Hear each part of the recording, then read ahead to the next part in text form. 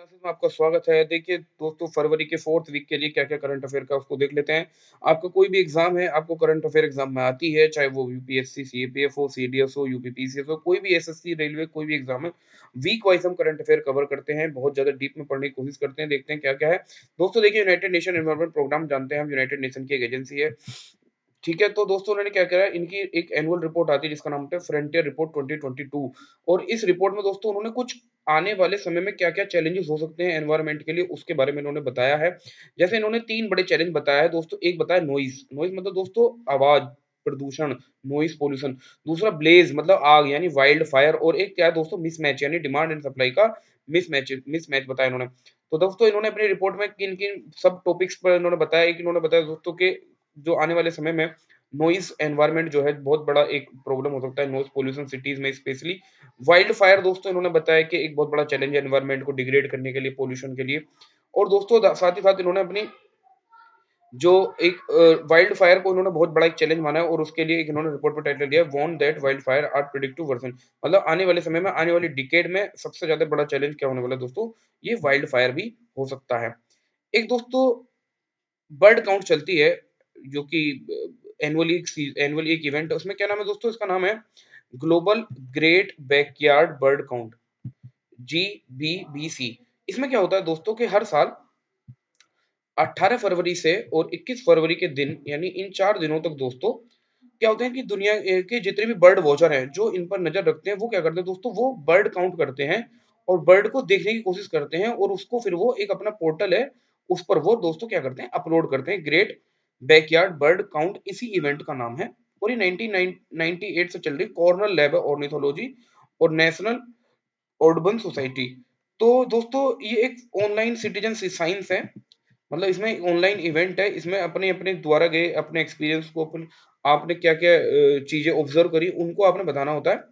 और इंडिया दोस्तों इस बार इसको क्या कर रहा है, इसको इम्प्लीमेंट करा रहा है, इस global great backyard bird count को। आप सभी जानते हैं दोस्तों, एक UPI national payment corporation of India का एक सिस्टम है यूपीआई, जो कि इंस्टेंट पेमेंट के काम आता है, जो कि one bank to another bank में भी पेमेंट कर सकता है। यूपीआई की खासियत ये है कि यूपीआई की टेक्नोलॉजी के थ्रू आपने देखा होगा कि बहुत सारे के फोन वॉलेट भी, या बहुत सारी जो ई बैंकिंग की फैसिलिटी, नेट बैंकिंग की फैसिलिटी है, वो सब यूनिफाइड पेमेंट इंटरफेस के थ्रू ही होती है। तो दोस्तों नेपाल ऐसी पहली कंट्री बन गया है जो इंडिया का जो NPCI national payment corporation of India का जो यूपीआई का सिस्टम है, वो अपने यहाँ पर इसको कंप्लीटली दोस्तों क्या करने वाला है, इसको अपने यहाँ पे वो लागू करने वाला है। यानी अब यूपीआई के थ्रू आप नेपाल में भी दोस्तों पेमेंट कर सकते हैं।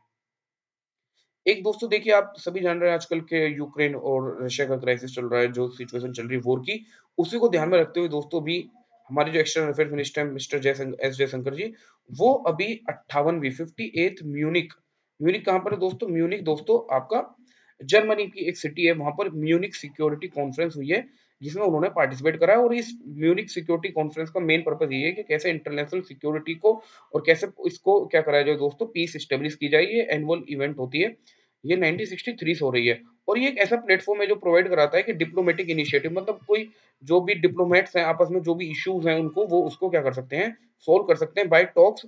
और ये इस तरह की बहुत बड़ी एक इवेंट है, जो कि मेन पर्पस उसका इंटरनेशनल सिक्योरिटी को, पीस को स्टेब्लिश करना ही है। और इसका मेन पर्पस क्या है, contribute to the peaceful resolution. अगर कोई मुद्दा है, कोई विवाद है दो या दो से ज्यादा देशों में, तो उसको दोस्तों कैसे करते हैं, पीसफुल रिजोल्यूशन के थ्रू उसको क्या करते हैं, ये रिजोल्व करते हैं।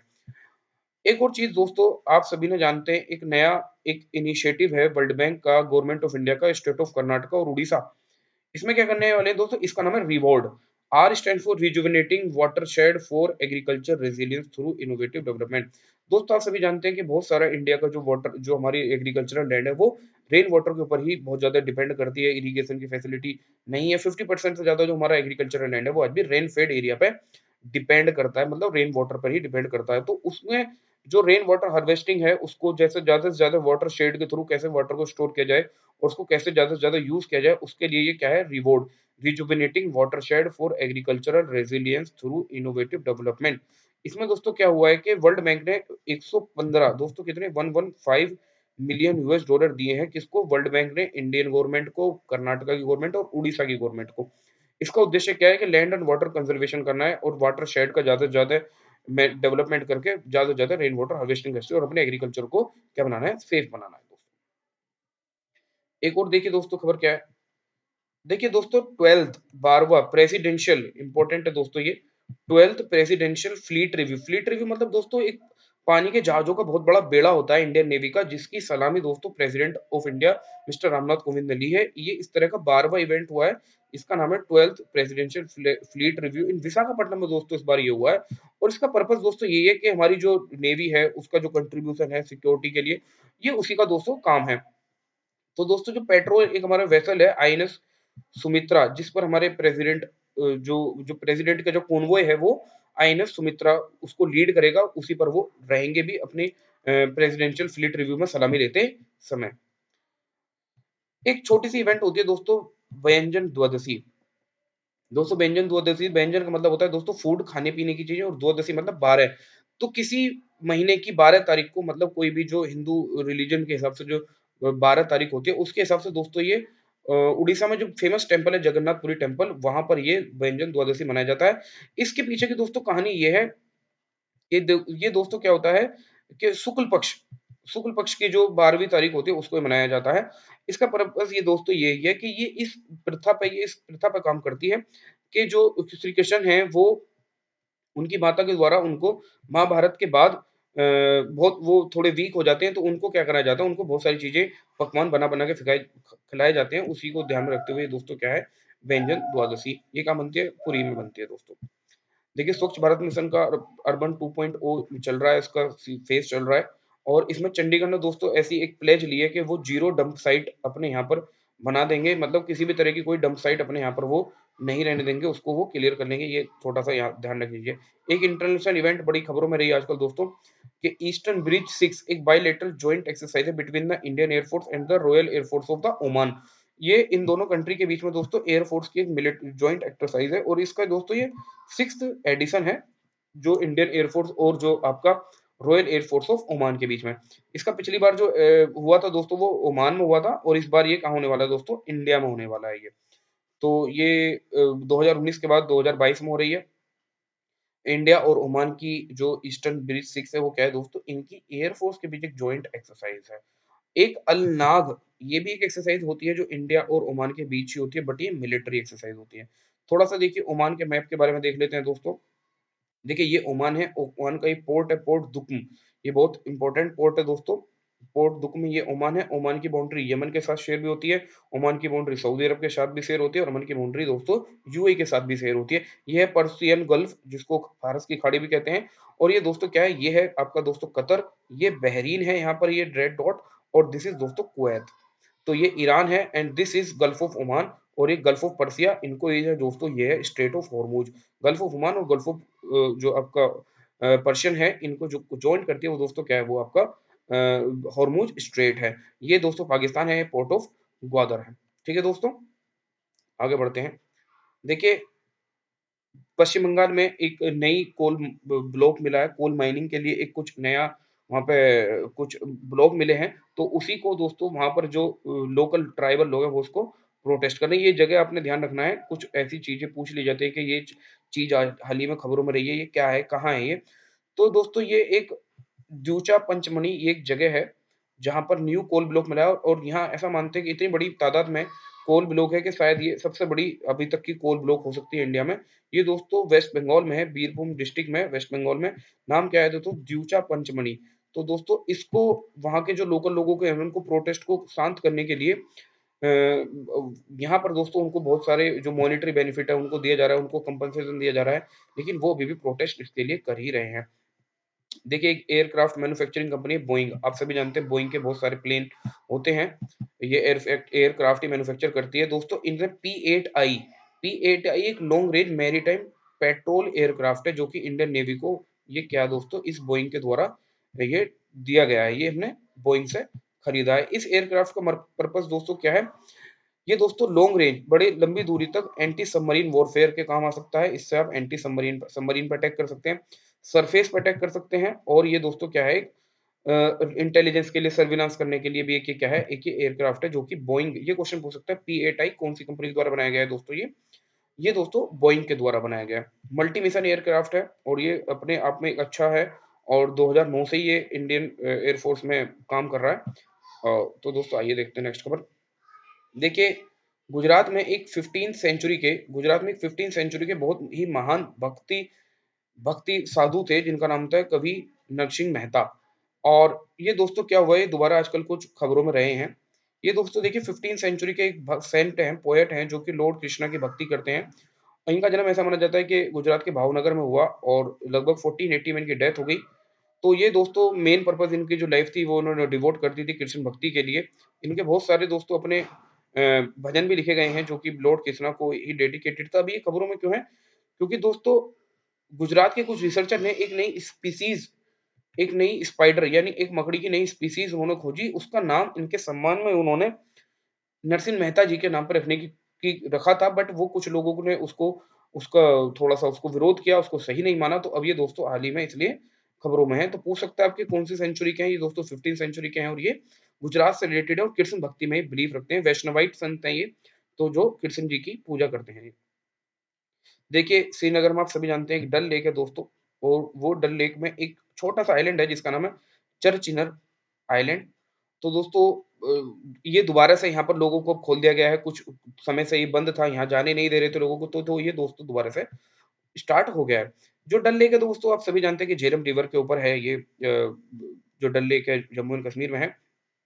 इसमें मेनली 3 आइलैंड हैं और जो इसमें चरचिनर आइलैंड है एक है, और जो अदर 2 हैं लकुत्तल यानी स्मॉल डल, और जिसका नाम है रूपालंक सिल्वर आइलैंड भी जिसको कहते हैं। और दूसरा जो रूपलंक जो आइलैंड है दोस्तों, ये मुराद बख्श, आप सभी जानते हैं औरंगजेब के भाई थे मुराद बख्श, ये इनके द्वारा भी बनाया गया है, ऐसा माना जाता है। तो पूछ सकता है आपसे कि ये चरचिनर आइलैंड ये दोस्तों श्रीनगर में है और कहाँ पर है? ये डल लेक के ऊपर है। देखिए, आप सभी जानते हैं कि रशिया और यूक्रेन का क्राइसिस है, थोड़ा-सा मैप वर्क देख लेते हैं। देखिए दोस्तों, ये ब्लैक सी है और ये ब्लैक सी के इधर आप देखेंगे तो ये रशिया है, ये जॉर्जिया है, ये टर्की है दोस्तों, ये भी टर्की का पार्ट है। ये सी ऑफ मरमरा है, ये बुल्गारिया है, ये रोमानिया है और ये मोल्दोव है और ये दोस्तों यूक्रेन है। ये सी ऑफ एजोव है और सी ऑफ एजोव और ब्लैक सी को स्ट्रेट ऑफ कर्च के थ्रू जॉइन करता है। और ये दोस्तों ब्लैक सी है और ये दोस्तों मरमरा है, सी ऑफ मरमरा, ये है डार्डेनलीज जो स्ट्रेट है वो दोस्तों ये है। तो दोस्तों हाल ही में क्या खबर में रहा है कि यूक्रेन का एक आइलैंड भी है दोस्तों यहाँ ब्लैक सी में, इसका नाम है स्नेक आइलैंड। तो देख लीजिए आप इस चीज को समझ सकते हैं, क्रीमिया किसका पार्ट था? यूक्रेन का पार्ट था, बट ये एनेक्स कर लिया रशिया ने 2014 में। सी ऑफ एजोव को ब्लैक सी से कौन ज्वाइन करता है दोस्तों? ये स्टेट ऑफ कर्च ज्वाइन करती है। तो दोस्तों ये रोमानिया है, ये यूक्रेन के साथ अपना बाउंड्री शेयर करता है, तो मेनली रोमानिया के थ्रू ही हम ऑपरेशन जो गंगा है और बुल्गारिया, इन सारी कंट्रीज के थ्रू हम अपने दोस्तों पोलैंड वगैरह के थ्रू हम यहाँ पर अपने जो नागरिक हैं उनको लेके आने की कोशिश कर रहे हैं। ये सी ऑफ एजोव है, ये ब्लैक सी है, ये दोस्तों सी ऑफ मरमरा है। ये टर्की की बाउंड्री ब्लैक सी से शेयर होती है। जॉर्जिया, रशिया, ये सब दोस्तों ब्लैक सी के आसपास की कंट्री है। देखिए, इंडिया और नेपाल में एक जॉइंट टास्क फोर्स बनाने की सहमति बन गई है और इस जॉइंट टास्क फोर्स का काम ये होगा कि जो हाइड्रो इलेक्ट्रिक प्रोजेक्ट है जिसका नाम है अरुण 3, जो कि अरुण रिवर पर बन रहा है ईस्टर्न नेपाल में, उसको कैसे ज्यादा से ज्यादा जल्दी से जल्दी उस जो हाइड्रो पावर प्रोजेक्ट है उसको ज्यादा से ज्यादा जल्दी से जल्दी बनाया जा सके। ये दोस्तों 2008 का एक जॉइंट इनिशिएटिव है जो कि इंडियन कंपनी है सतलुज जल विकास निगम लिमिटेड और गवर्नमेंट ऑफ इंडिया के बीच है। इसको पर्पस यही है कि हम इस हाइड्रो पावर प्लांट को बनाएंगे अरुण 3 पर, अरुण रिवर पर, और उसको बनाने के बाद में इसको नेपाल को हम ट्रांसफर कर देंगे। देखिए दोस्तों, ये इंडियन ओशन है, इंडियन ओशन का मैप है ये दोस्तों मेडागास्कर है, ये मोजाम्बिक है, ये अफ्रीकन कॉन्टिनेंट है, ये मोजाम्बिक चैनल है। तो दोस्तों खबरों में क्या रहा है, एक साइक्लोन एमनाटी, ये दोस्तों मेडागास्कर में इसने क्या किया है दोस्तों, स्ट्राइक करा है और इसकी वजह से वहां पर काफी थोड़ी तबाही आ गई है। ये एमनाटी कहाँ पर आया दोस्तों, ये मेडागास्कर में है। दिल्ली के चीफ मिनिस्टर हैं, डेप्यूटी चीफ मिनिस्टर हैं मनीष सिसोदिया जी, इन्होंने कहा है कि दिल्ली में हम पहले इंडिया का पहला फर्स्ट ई वेस्ट इको पार्क बनाएंगे। तो दोस्तों ई वेस्ट आप सभी जानते हैं बहुत बड़ा चैलेंज है, उसको रिसाइकिल करना, उसको ठीक करना, उसको कैसे मैनेज किया जाए, उसके लिए अच्छा इनिशिएटिव है। एक और मिलिट्री एक्सरसाइज, आर्मी की एक्सरसाइज दोस्तों खबरों में रही है। अभी तक मैंने आपको दोस्तों ओमान के साथ बता दिया था। ये दोस्तों क्या है, ये आपका धर्म गार्जल एक नेवी की मिलिट्री एक्सरसाइज है जो किसके साथ है दोस्तों, इंडिया और जापान की आर्मी एक्सरसाइज है ये। तो ये दोस्तों कब बनने वाली है, ये कहाँ होगी इस बार, इस बार दोस्तों इंडिया में बेलगावी कर्नाटका में डिस्ट्रिक्ट है, वहां पर ये इस बार मनाई जाएगी। भारत हेवी इलेक्ट्रॉनिक्स लिमिटेड आप सभी जानते हैं, ये एक पीएसयू है, भारत की महारत्न कंपनियों में से एक है। इसने ये फैसला किया है कि ये एक 1.7 मेगावाट का एक सोलर पावर प्लांट बना के देगा, जो आपका इंडियन रेलवे को, और इसको मध्य प्रदेश में एस्टेब्लिश किया जाएगा। पूछ सकते हैं कि ये भारत हेवी इलेक्ट्रॉनिक्स लिमिटेड इसको बना रहा है। दोस्तों एक और खबर है, आप सभी जानते हैं कि मैंने आपको बताया भी था कि ऑपरेशन गंगा, जो हमारा मिनिस्ट्री ऑफ एक्सटर्नल अफेयर्स है, जिसके मिनिस्टर श्री एस जयशंकर जी हैं, तो ये ऑपरेशन गंगा क्या है दोस्तों, जो भी यूक्रेन में इंडियन लोग फंसे हुए हैं, वहाँ के जो मेनली हमारे स्टूडेंट या लोग जो वहाँ एमबीबीएस की पढ़ाई करने जाते हैं, मेनली वहाँ वो लोग फंसे हैं, तो उनको कैसे यहाँ से इवैक्यूएट करके यहाँ लाया जाए, उसके लिए दोस्तों ऑपरेशन गंगा है, और उसमें Poland, Hungary, Romania, Slovakia, in country के थ्रू दोस्तों यहाँ पर लाया जा रहा है। एक वर्ल्ड इकोनॉमिक फोरम है दोस्तों, सभी जानते हैं, दावोस स्विट्जरलैंड में उसका हेडक्वार्टर, हर साल उसकी मीटिंग होती है। तो दोस्तों वर्ल्ड इकोनॉमिक फोरम और national institute of urban affairs, इन्होंने एक मेमोरेंडम ऑफ अंडरस्टैंडिंग साइन किया है, किसके लिए दोस्तों, सस्टेनेबल सिटी इंडिया। इस प्रोग्राम का दोस्तों मेन पर्पस ये होगा कि ज्यादा से ज्यादा ऐसी कैसे सिटी, ऐसे शहरों का निर्माण किया जाए जो दोस्तों क्या हो, सस्टेनेबल हो, जो एनवायरमेंट को ज्यादा नुकसान ना करें। तो इसका पर्पस दोस्तों यही है। आप सभी जानते हैं इंडिया को 2070 तक नेट जीरो कार्बन एमिशन भी अचीव करना है। तो कुछ इस तरह की हमें अपनी जो सिटीज को उस तरह से डेवलप करना पड़ेगा कि वो कम से कम एनवायरनमेंट को नुकसान करें, कम से कम कार्बन एमिशन दोस्तों उनमें हो। तो उसी तरह से दोस्तों क्या है, ये उसी कदम को पूरा करने के लिए एक ये नया कदम उठाया गया हमने। दोस्तों आप जानते हैं हमारी जो एक मिनिस्ट्री है, ministry of port, shipping and waterways, और आयुष, अलग मिनिस्ट्री, इन दोनों मिनिस्ट्री के ही जो मिनिस्टर हैं वो हैं सर्बानंद सोनोवाल जी, जो कि आसाम के पूर्व सीएम भी रह चुके हैं। दोस्तों इन्होंने एक निकर्षण सदन ड्रेजिंग म्यूजियम, ड्रेजिंग मतलब दोस्तों के पानी से कोई सामान निकालना, उसको ड्रेजिंग कहते हैं। तो इन्होंने दोस्तों एक ड्रेजिंग म्यूजियम बनाया है जिसका नाम है निकर्षण सदन। सदन मतलब दोस्तों बिल्डिंग, घर। तो ये कहाँ बना है दोस्तों, ये दोस्तों विशाखापट्टनम में इन्होंने ऑर्गेनाइज किया है, जो कि आंध्र प्रदेश में है। ये एक पोर्ट सिटी है, तो उसी को दोस्तों ये क्या बनाया है इन्होंने, निकर्षण सदन ड्रेजिंग, जहां पर ये बताया गया जाएगा कि ये जो पानी से चीजें निकालने का जो काम था, ये पोर्ट सिटीज के जो जो द्वारा किया जाता है, ये क्या, इसका क्या पर्पस था, ये कैसे होता था, इसकी बहुत सारी चीजें यहाँ पर आपको बताई जाएंगी। Thank you very much.